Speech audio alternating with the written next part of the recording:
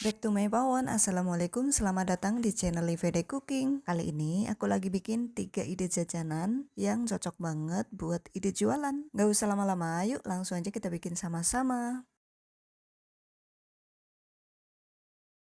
Cara bikinnya mudah. Pertama-tama siapin setengah kilogram beras atau setara dengan 3 cangkir. Di sini aku pakai beras yang harga Rp13.000 ya teman-teman. Ini kita masak aja seperti biasa. Langkah selanjutnya kita siapin bahan pelengkap lainnya, yaitu ada sayur buncis. Ini nanti nggak akan kepake semuanya ya teman-teman, palingan setengah bagiannya aja. Selain pakai sayur buncis, aku juga pakai jagung muda dan juga wortel. Untuk wortelnya ini nanti kita pakai 2 aja yang ukuran besar ya teman-teman. Nah, sekarang kita siapin dulu sayur buncisnya. Aku pakai setengah bungkus aja. Di sini aku mau potong sayur buncisnya seukuran kurang lebih 2 ruas jari. Kurang lebih hasilnya kayak gini. Kita sisihkan dulu. Untuk jagung mudanya kita kupas dulu bagian kulit yang warna hijaunya ini. Karena ini ukurannya panjang, jadi di sini aku mau potong dulu jadi 2 bagian, baru kemudian kita potong kecil-kecil.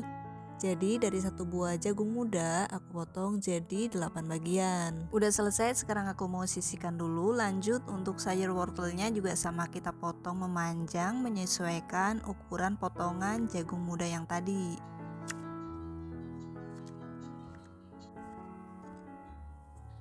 Kurang lebih hasilnya seperti ini ya teman-teman. Selanjutnya kita cuci bersih semua sayuran yang udah kita potong-potong. Udah selesai, sekarang kita sisihkan dan kita siapkan 250 gram daging sapi yang udah dipotong tipis-tipis kayak gini. Ini full daging ya teman-teman. Selanjutnya kita sisihkan dulu aja. Ambil 1 lembar potongan daging sapi, kemudian kita kasih sayur wortel, sayur buncis, dan juga sayur jagung muda. Ini tinggal kita gulung aja, caranya mudah. Kalau teman-teman nggak mau pakai daging sapi, ini bisa diganti pakai dada ayam yang diiris tipis-tipis sama kayak gini ya teman-teman. Mau pakai daging ayam maupun daging sapi juga sama-sama enak, tapi kalau pakai daging sapi rasanya jadi makin spesial dan sedep banget. Seriusan, anak-anak tuh demen banget kalau dibikinin menu ini. Gulung-gulung semua sayuran dan juga daging yang masih tersisa sampai selesai. Hasilnya jadi sebanyak ini ya teman-teman, kurang lebih sekitar 40 pieces. Kita cuekin dulu aja, sekarang kita bikin sausnya. Bahannya 2 sendok makan saus teriyaki, 1 sendok makan kecap asin, 1 sendok makan kecap manis, setengah sendok teh lada bubuk, 1 jempol jahe parut, dan juga 3 siung bawang putih. Habis itu sekarang aduk semua bahan sampai kecampur rata, dan saus teriyakinya udah jadi. Ini siap untuk kita gunakan. Balik lagi ke daging gulung yang tadi. Sekarang kita panggang dengan sedikit minyak goreng. Lebih sedap pakai margarin ya teman-teman. Cuman karena nggak punya, jadi di sini aku pakai minyak goreng. Kita mau panggang daging gulung ini sampai berubah warna jadi coklat keemasan masing-masing sisinya. Nah, kalau udah kayak gini, kita bolak-balik semuanya secara merata.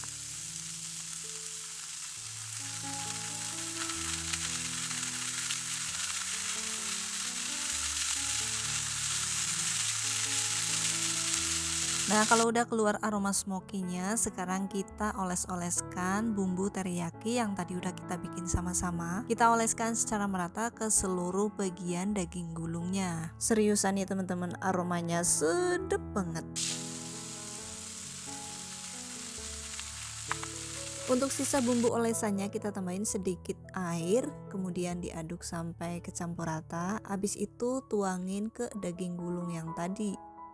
Nah, ini kita masak sampai bumbu cairnya menyusut. Di sini aku panggang jadi 2 pan ya teman-teman, karena pan yang pertama nggak muat. Caranya sama, ini kita panggang dulu sampai berubah warna jadi coklat kemasan atau sampai aroma smokinya keluar. Habis itu sekarang tinggal aja kita olesin bumbu oles yang tadi udah kita bikin sama-sama secara merata.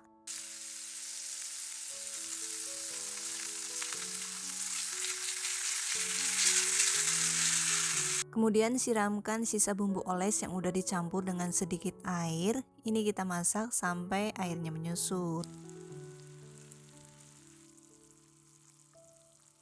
Biar lebih hemat gas, di sini aku satuin aja jadi 1 pan ya teman-teman. Kita masak lagi sesaat. Kalau udah kayak gini, ini bisa kita matikan aja api kompornya, kemudian angkat biar warna sayurannya tetap cantik.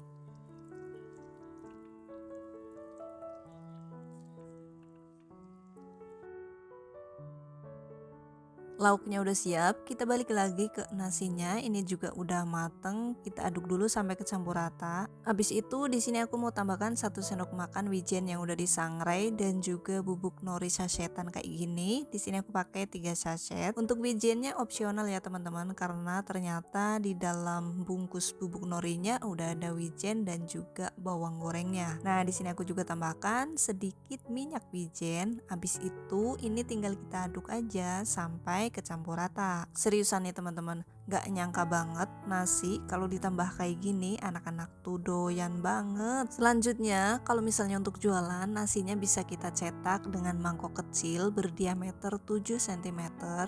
Kita isikan nasi kurang lebih sekitar 2 centong. Kita rapi-rapikan dulu nasinya sambil agak dipadetin sedikit ya teman-teman.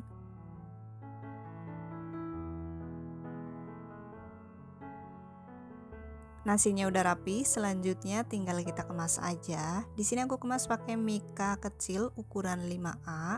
Nah, hasilnya kurang lebih kayak gini ya, teman-teman. Ukurannya pas banget kalau untuk menu sarapan. Hasilnya juga banyak, totalnya jadi 13 mika dengan ukuran masing-masing 2 centong nasi, dan masih ada sisa sedikit ya segini karena ini kagok banget jadi nggak aku pakai. Untuk daging gulungnya tadi sebagian udah ada yang diicip-icip nih teman-teman, jadi tinggal sisa segini. Selanjutnya tinggal kita tambah-tambahin aja. Kita tambahkan 2 dulu, nanti kalau ada lebih kita tambahkan lagi. Nah, ternyata masih ada lebih, kita tambahin lagi. Jadi masing-masing mika di sini aku isi 3 helai daging gulung. Nah, step terakhir tinggal kita tambahkan aja sisa saus teriyakinya biar makin cakep. Di sini aku juga kasih potongan cabai merah. Dan ini dia hasilnya. Nasi nori daging gulung saus teriyakinya udah jadi. Walaupun anak-anak liburan sekolah, kita tetap bisa produktif dengan berjualan menu ini untuk menu sarapan orang-orang sehari-hari. Ini bisa banget kita jual 7 ribuan per mika, insya Allah bakalan laris tiap pagi. Kalau soal rasa ini udah nggak perlu diragukan lagi, rasanya enak banget, anak-anak doyan banget malahan nih teman-teman. Bahkan nggak cuman anak-anak, orang dewasa pun suka banget. Nasinya pulen, apalagi karena dicampur pakai nori, bikin rasanya nambah sedep, dagingnya juga empuk, sayurannya juga kres-kres enak, apalagi bumbu teriyakinya. Beuh, mantep banget. Total modal satu resep di video ini jatuh di Rp55.150 atau Rp4.242 per mikanya. Kalau dijual Rp7.000 per mika, udah pasti untung banget. Langkah pertama, kita siapkan dulu semua bahan-bahannya. Semuanya udah aku tulis di video ya teman-teman. Walaupun cukup banyak, tapi insya Allah semua bahan-bahan ini tersedia di sekitar kita. Langkah pertama, kita mau masukin dulu daging ayamnya ke dalam gelas chopper. 1 butir telur ayam, boleh pakai putihnya aja, boleh juga dipakai semuanya. 1 sendok makan bawang putih bubuk, kaldu bubuk 1 sendok teh, setengah sendok teh lada bubuk, setengah sendok teh garam, 1 sendok makan kecap asin, dan 1 sendok teh minyak wijen. Nah, yang terakhir 1 sendok teh saus tiram. Kalau semua bahan udah masuk, ini tinggal dicop aja sampai daging ayamnya halus. Nah, seperti ini cukup. Selanjutnya sekarang aku mau tambahkan 75 gram air es. Habis itu chop lagi sampai dagingnya lengket dan juga lembut.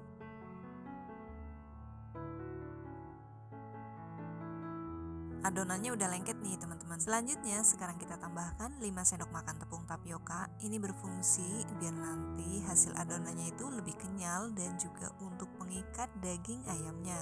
Boleh dicop lagi biar kecampur ratanya lebih cepat. Boleh juga diaduk pakai spatula ya teman-teman.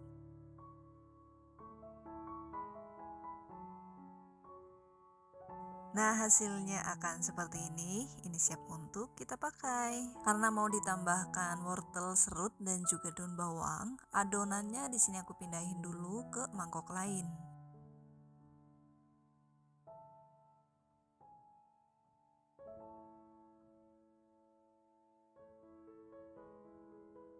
Biar warnanya makin cakep, di sini aku tambahkan irisan daun bawang dan juga wortel serut. Ini opsional ya teman-teman, boleh pakai boleh enggak. Habis itu ini tinggal diaduk aja sampai kecampur rata.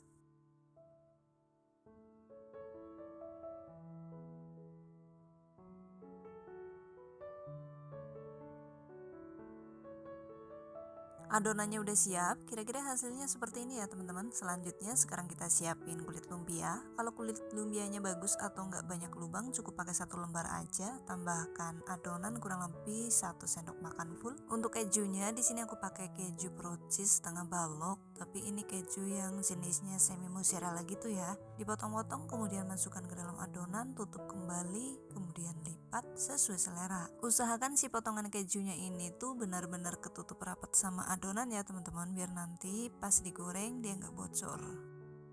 Nah selanjutnya sekarang tinggal kita lipat aja. Di sini aku lipatnya kayak gini, kayak martabak telur, terus dikasih lem larutan tepung terigu. Nah kayak gini aja, gampang banget. Hasilnya akan seperti ini. Nah kalau kulit lumpianya jelek atau banyak lubang, kita bisa pakai sebanyak 2 lembar untuk memastikan saat nanti digoreng si dimsum gorengnya itu nggak bocor. Biar lebih puas, yang kedua ini aku tambahkan 2 potong keju. Jangan lupa bagian atasnya ditutup rapat biar nanti nggak bocor.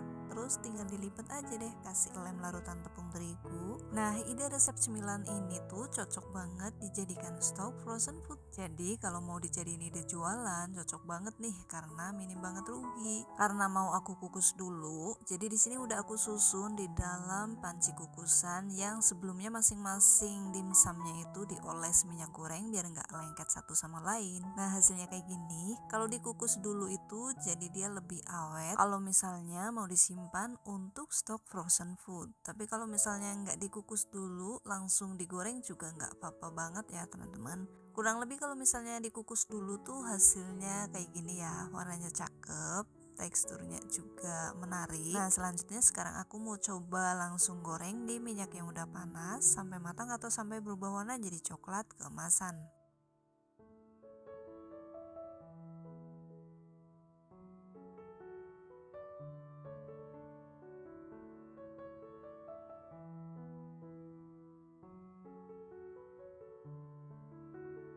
Ini udah mateng, sekarang mau aku langsung angkat aja, kemudian ditiriskan minyaknya.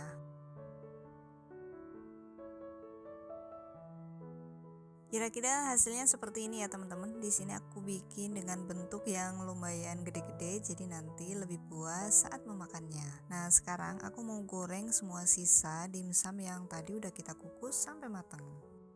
Ini tadi ada yang pakai 1 kulit lumpia yang kualitasnya kurang bagus, jadi saat digoreng keju mozzarellanya bocor ya teman-teman, tapi nggak apa-apa, ini masih aman. Kita tunggu dulu sampai minyaknya turun, dan ini dia hasilnya dimsum goreng yang lagi viral bangetnya udah mateng. Karena ukurannya lumayan gede-gede, satu resep di sini aku bikin jadi 15 biji, kurang lebih hasilnya kayak gini ya teman-teman. Warnanya menarik, apalagi teksturnya itu crispy banget di luar. Teman-teman bisa dengar sendiri ya, ini tuh kulitnya benar-benar super crispy banget, dalamnya juga full daging. Kayak gini kira-kira ya teman-teman. Kurang lebih ini tuh teksturnya mirip-mirip kayak nugget gitu, cuman bedanya di sini ada isian keju mozzarellanya. Kalau soal rasa ini sih beneran serius enak banget, gurih, dalamnya lembut.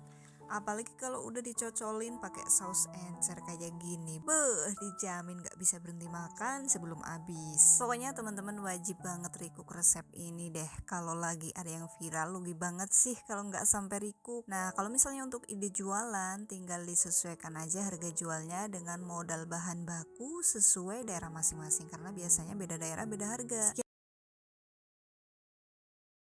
Langkah pertama, siapkan 3 potong paha ayam, kemudian buang tulangannya. Setelah dibuang tulangnya, selanjutnya kita mau potong-potong. Oh iya, untuk daging ayamnya nggak harus pakai paha ya teman-teman. Kalian juga bisa pakai bagian dada. Di sini aku pakai 3 paha ayam, itu beratnya setengah kilogram. Kalau pakai bagian dada, mungkin dapatnya bisa lebih banyak ya. Karena kita mau bikin jajanan yang bisa dijual 1000-an, jadi untuk potongannya ini tuh benar-benar potongan yang pelit atau kecil-kecil banget biar hasilnya banyak dan untungnya banyak juga. 1 paha ayam fillet udah dipotong-potong semuanya dengan ukuran segini. Selanjutnya kita mau bagi lagi menjadi kurang lebih 5 bagian.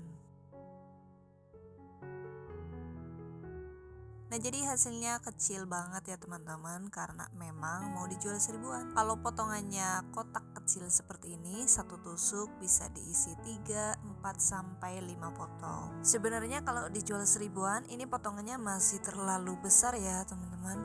Untuk potongan yang kedua, karena di sini aku motongnya panjang, jadi satu tusuk cukup diisi 2 potong daging ayam. Dan ini dia hasilnya, melimpah banget. Totalnya di sini aku jadikan 61 tusuk sate ayam, ada yang isi 2, 3, 4, dan 5 potong. Selanjutnya kita mau bikin bumbu rendamannya. Siapkan 500 ml air, terus tambahkan 1 saset bawang putih bubuk, tambahin juga lada bubuk, terus aku di sini tambahkan juga sedikit saus tiram. Lanjut tambahin juga garam 1 sendok teh. Terus abis itu boleh tambahin kaldu ayam bubuk, terus diaduk sampai kecampur rata. Kalau udah, masukin sate ayam yang tadi dan kita rendam atau marinasi selama kurang lebih 30 menit. Kita cuekin dulu sate ayamnya sampai bumbunya meresap. Abis itu sekarang kita siapkan untuk bahan pencelupnya. Tuang ke dalam mangkok 125 gram tepung terigu. Di sini aku pakai yang curah aja. Tambahkan garam 1 sendok teh, lada bubuk 1 sendok teh, 1 sendok teh bumbu ayam goreng, kemudian diaduk sampai kecampur rata. Kalau bahan keringnya udah kecampur rata, sekarang kita mau tambahkan air secukupnya aja. Kita aduk sampai kecampur rata dan menjadi adonan dengan konsistensi seperti ini. Nggak terlalu kental dan juga nggak terlalu encer ya teman-teman. Lanjut di dalam nampan kita tuangin tepung panir atau tepung roti. Di sini aku pakai sebanyak 200 gram. Untuk adonan basahnya, di sini aku mau tambahkan 1 sendok teh tepung maizena, aduk kembali sampai kecampur rata. Kalau udah kecampur rata, sekarang kita balik lagi ke sate yang udah direndam pakai air bumbu. Ambil 1 tusuk, kemudian celupin ke adonan basah. Habis itu kita baluri pakai tepung panir atau tepung roti. Boleh sambil ditekan-tekan biar nanti nggak rontok saat digoreng. Yang udah kita lapisi pakai tepung panir kayak gini bisa kita simpen dulu untuk digoreng keesokan harinya ya. Kita simpan di kulkas dan simpennya di wadah tertutup. Lakukan cara yang sama sampai selesai. Ambil 1 tusuk sate, celupin ke adonan basah, baru kemudian kita lapisi pakai tepung panir secara merata. Semua satenya udah kita lapisi pakai adonan basah maupun tepung roti, dan untuk adonan basahnya ternyata masih ada sisa banyak, tepung rotinya juga sisa banyak, dan ini dia hasilnya super banyak banget. Kalau potongan ayamnya lebih pelit dari ini, hasilnya bisa lebih banyak dari ini ya teman-teman. Selanjutnya ini kita mau langsung goreng aja di minyak yang udah panas. Goreng sate chicken katsunya di minyak yang udah panas dengan api sedang aja sampai matang atau sampai berubah warna jadi coklat keemasan.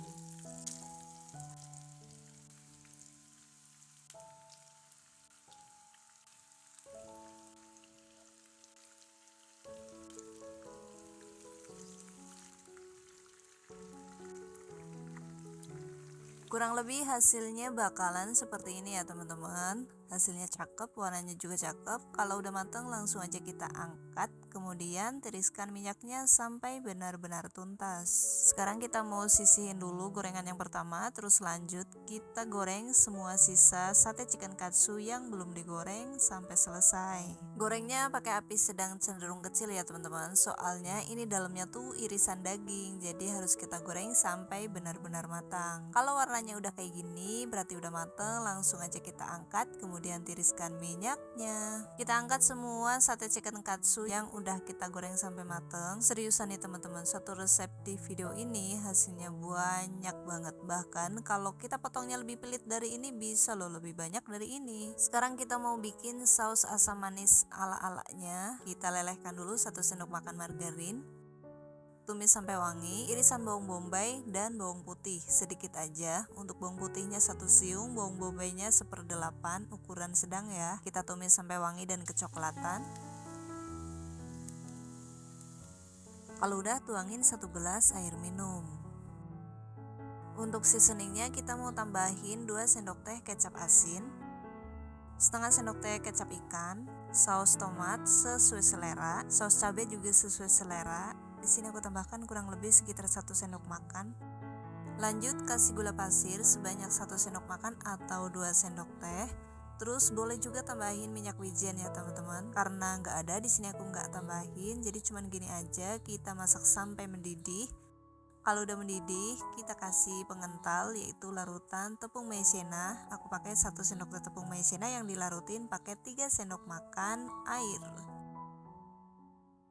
Masak sampai sausnya tanak dan juga meletup-letup. Kurang lebih hasilnya seperti ini ya teman-teman. Jangan lupa dicek rasa. Matikan api kompor, kemudian kasih perasan jeruk nipis, boleh juga dikasih cuka. Diaduk rata dan saus asam manis rumahannya udah jadi. Seriusan ini enak banget. Saus ini cocok banget untuk cocolan aneka jenis jajanan. Kita mau pindahin dulu ke mangkok bersih.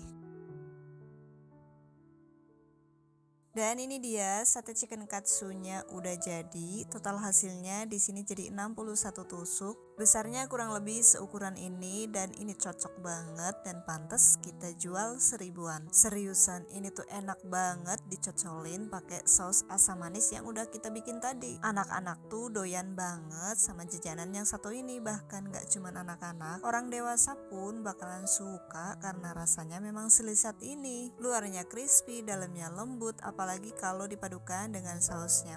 Mantep banget. Dan jajanan ini tuh bisa banget dijadikan frozen food. Nah, sekian dulu untuk video kali ini, semoga bermanfaat. Mohon maaf atas segala kekurangannya. Sampai ketemu lagi di video selanjutnya. Wassalamualaikum warahmatullahi wabarakatuh.